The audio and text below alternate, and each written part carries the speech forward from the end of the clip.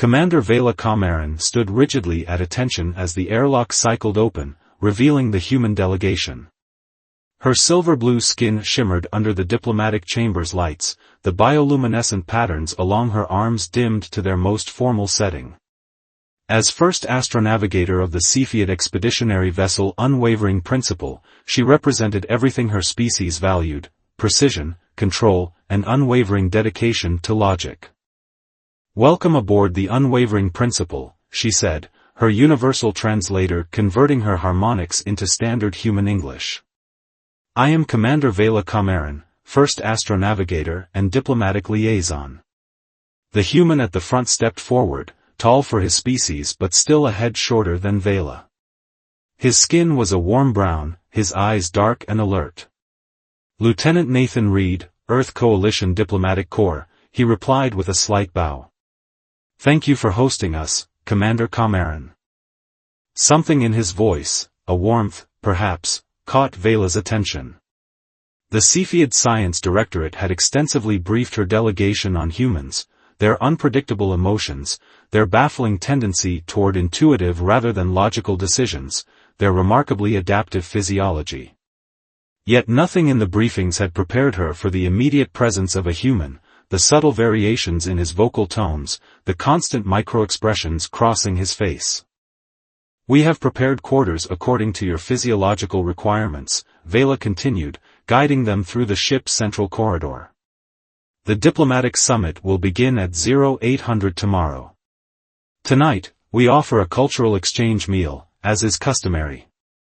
Nathan smiled, such a quick, effortless expression. "We look forward to it. We've brought some traditional Earth foods that our scientists confirm are compatible with Cepheid biology." "Most efficient," Vela acknowledged with a formal nod. The cultural exchange meal proceeded according to protocol until the serving of beverages. Chief Cultural Officer Terran approached with ceremonial cups.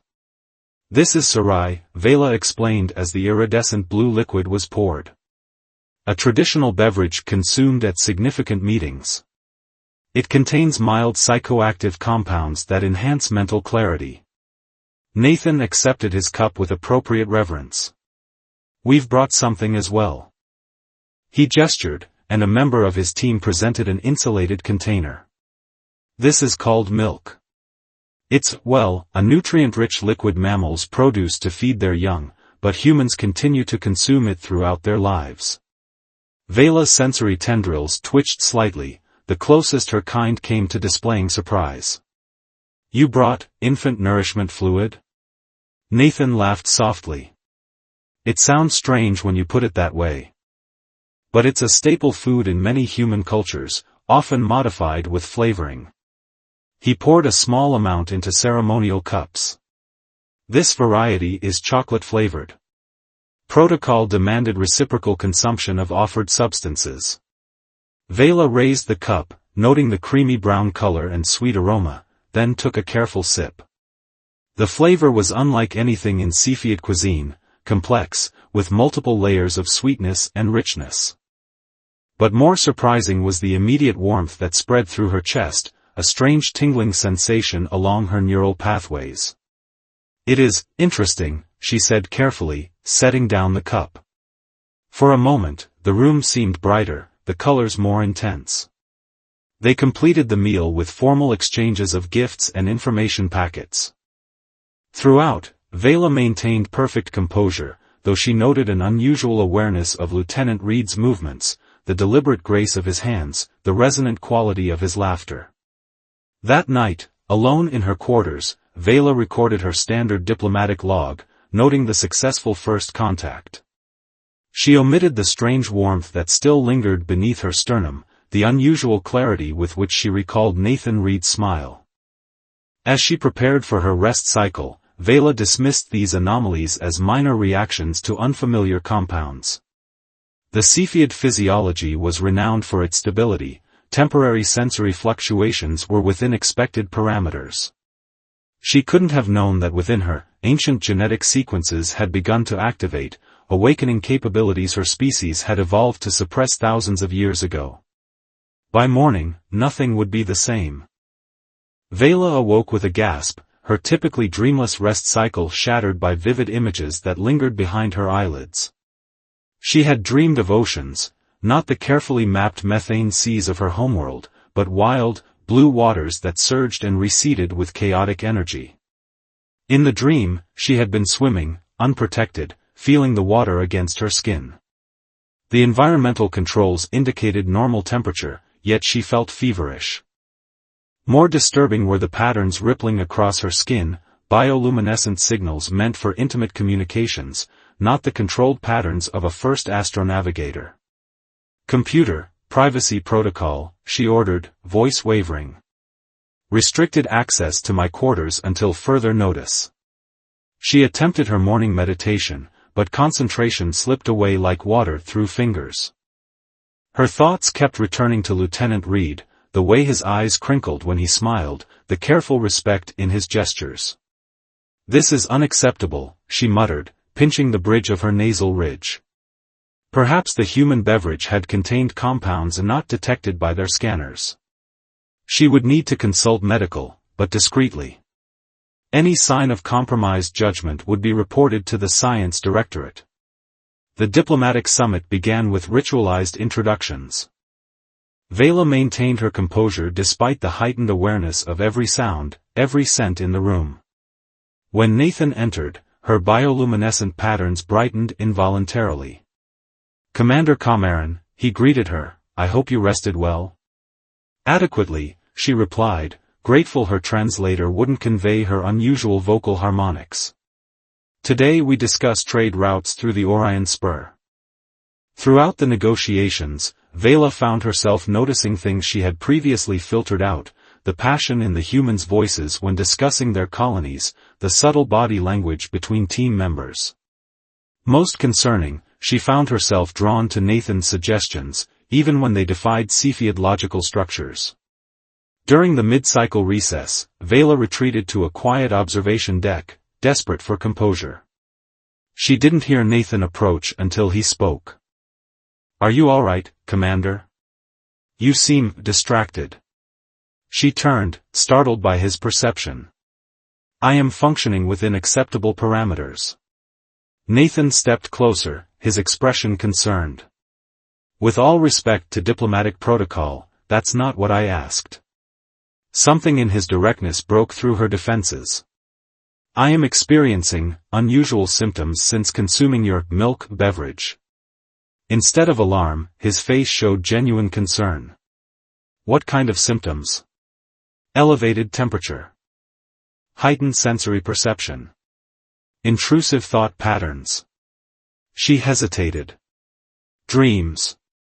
"Dreams? Don't Cepheids dream normally?" Vela shook her head.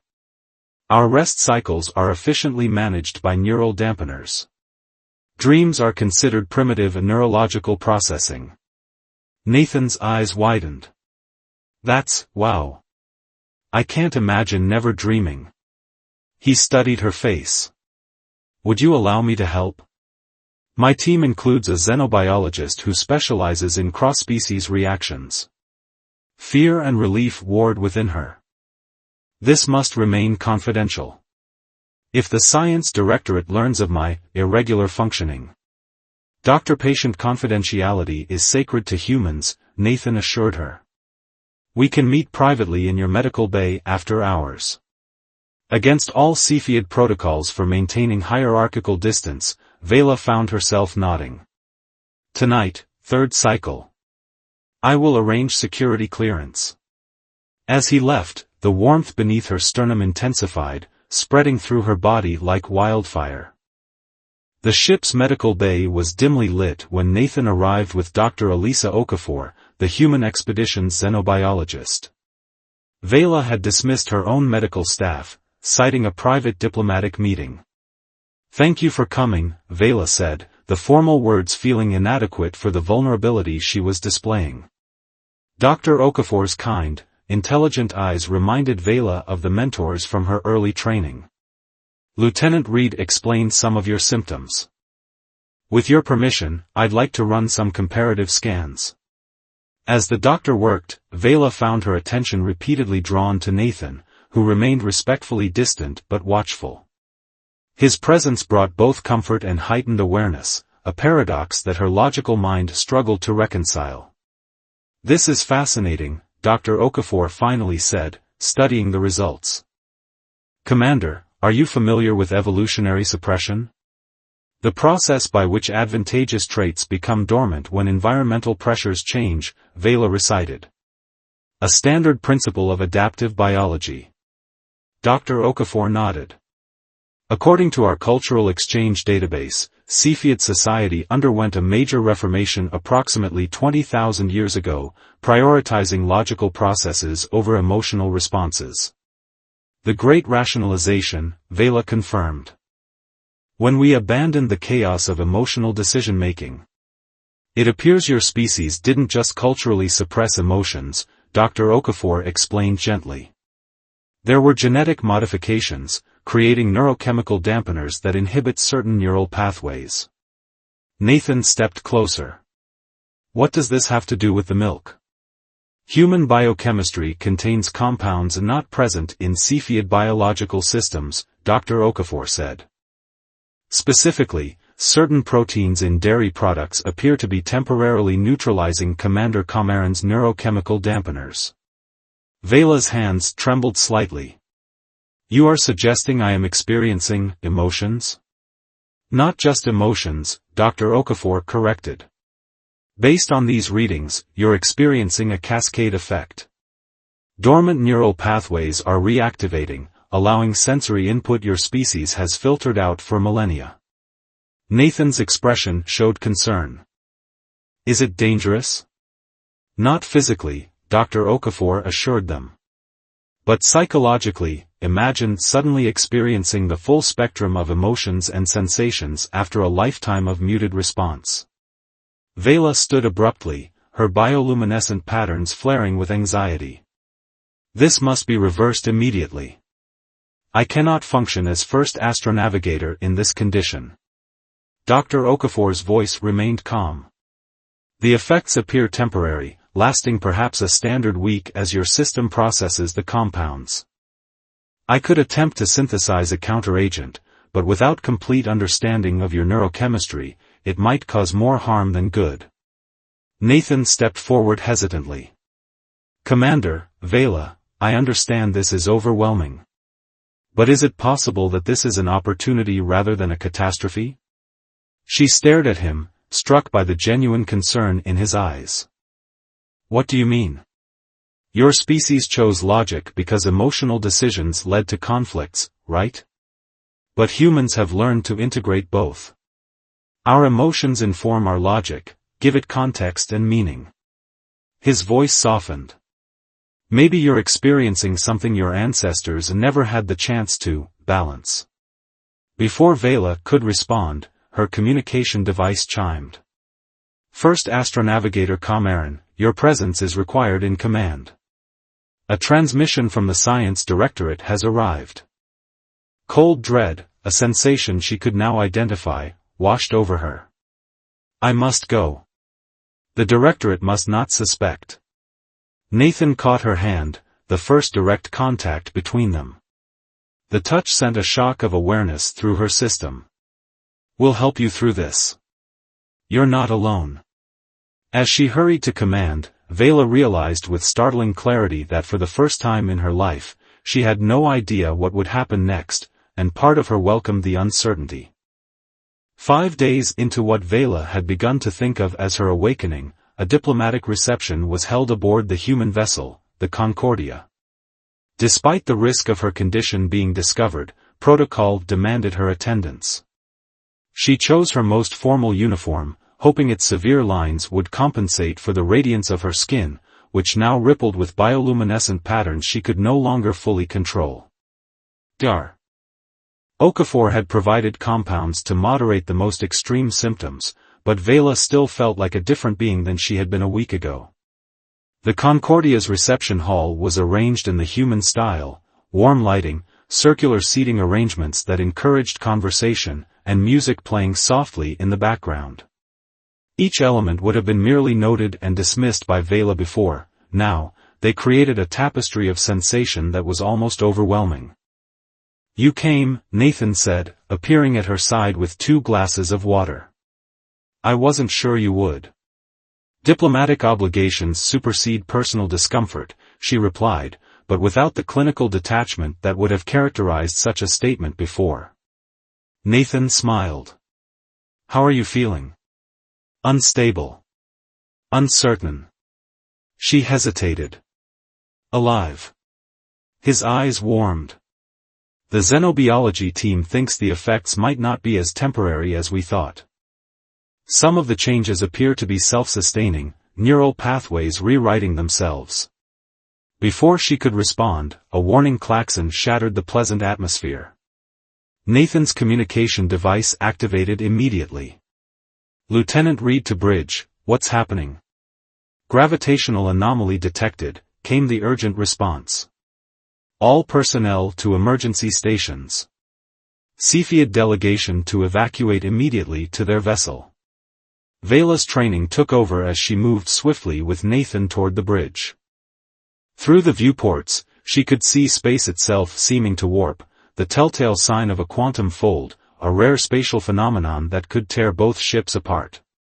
The Concordia's bridge was chaos as officers rushed to stations. Captain Rhodes, a stern woman with silver-streaked hair, looked up as they entered.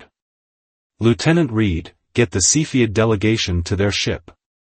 We're executing emergency protocols." "Captain," Vela interrupted, "standard protocols will be insufficient. A quantum fold cannot be outrun." Captain Rhodes frowned. "Our scientists are calculating jump coordinates."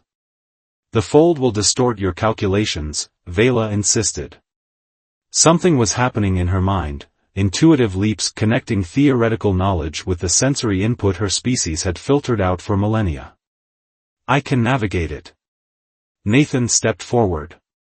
"Captain, Commander Comarin is one of the finest astronavigators in the Cepheid fleet." Captain Rhodes hesitated only briefly. "Take the navigation console." Vela's hands moved across the unfamiliar controls, guided by something beyond logic, a synthesis of knowledge and instinct she had never experienced. She felt the quantum fold's patterns, its rhythms, the way it twisted spacetime. "Reverse thrusters to 70%, she ordered. "Rotate ship axis to match fold harmonics." Nathan stood beside her, steady and trusting. "She's right, look at the readings. The fold is synchronizing with our rotation." For 17 tense minutes, Vela guided both ships through the spatial distortion, using techniques no Cepheid would ever have considered, riding the quantum currents instead of fighting them, feeling the way through instead of calculating it. When they emerged intact on the other side, the bridge erupted in relieved cheers. Captain Rhodes approached Vela with newfound respect. "That was the most extraordinary piece of navigation I've ever witnessed, Commander." "How did you know that would work?" Vela looked at Nathan, who smiled with unmistakable pride. "I didn't know. I felt it." The unwavering principles observation deck offered a spectacular view of the nebula they now explored, swirling clouds of cosmic dust illuminated by newborn stars. Vela stood alone, watching the celestial display with eyes that truly saw its beauty for the first time. A week had passed since the quantum fold incident. The Science Directorate had received her report with uncommon interest, requesting detailed information on her innovative navigation technique. She had provided the technical data while omitting the emotional component that had made it possible, a half-truth that would have been impossible for the old Vela. "I thought I might find you here," Nathan said, joining her at the viewport. Since the incident, their relationship had evolved beyond diplomatic formality, though both maintained professional boundaries. "The diplomatic summit concludes tomorrow," Vela observed. "Your ship will return to Earth space." Nathan nodded, standing close enough that she could feel the warmth radiating from him. "And the unwavering principle continues its exploration mission." "I have been reflecting on what happens next," Vela said carefully. "The changes I have undergone are permanent, according to Dr. Okafor's latest analysis. My neural pathways have been fundamentally restructured. Do you regret it? Nathan asked softly. Vela considered the question with both her logical mind and her newfound emotional awareness. No. I am experiencing existence as a complete being for the first time. But I cannot return to Cepheid space in this condition. The Science Directorate would consider me compromised, possibly dangerous. What will you do? She turned to face him fully. I have submitted a proposal to my government. The quantum fold incident demonstrated the value of intuitive navigation, something no pure Cepheid could have accomplished.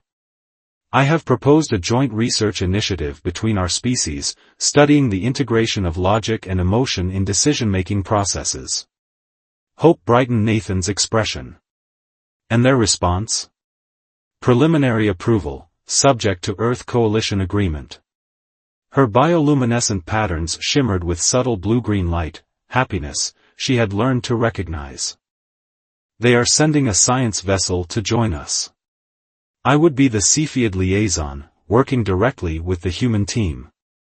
With me, Nathan said, his smile warming her in ways she now embraced rather than feared. I've been assigned as Earth Coalition liaison to the project. Vela allowed herself to smile, an expression she had practiced in private. I had hoped that might be the case. They stood in comfortable silence, watching the nebula's slow dance. Finally, Nathan spoke again. You know, in human literature, there's a concept called the hero's journey. It often begins with crossing a threshold into an unknown world. He turned to face her. What you've experienced, it's nothing short of heroic, Vela. I did not choose this journey, she reminded him. Most heroes don't, he replied. But you chose to embrace it rather than fight it. That's the true mark of courage. As the nebula's light played across their faces, Vela considered the remarkable chain of events that had led to this moment, how one taste of alien milk had changed everything. She had lost the perfect control that had defined her existence, but gained a universe of experience her people had forgotten was possible. Among humans, Nathan said hesitantly, when we begin a new journey together, we sometimes mark it with a gesture of connection. He extended his hand, palm up, an invitation, not a demand. Vela placed her silver blue hand in his, feeling the now familiar warmth spread through her at the contact. I believe I would like to learn more about human customs of connection. As their fingers intertwined, Vela Cameron, no longer merely first astronavigator but pioneer of a new understanding between their species, embraced the most profound lesson of her transformation. True strength wasn't found in perfect control, but in the courage to let it go.